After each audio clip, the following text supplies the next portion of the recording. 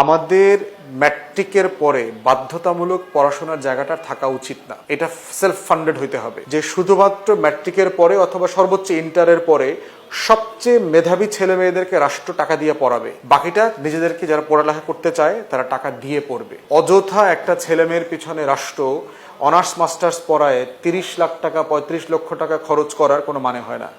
কারণ দিন শেষে সে কি করতেছে, ডিগ্রি পাশ করে, মাস্টার ডিগ্রি পাশ করে সে পুলিশের কনস্টেবল হচ্ছে। তো 80-র দশকে তো 8 পাস করে পুলিশের কনস্টেবল হইতো, এখন কেন ডিগ্রি পাস করে পুলিশের কনস্টেবল হয়?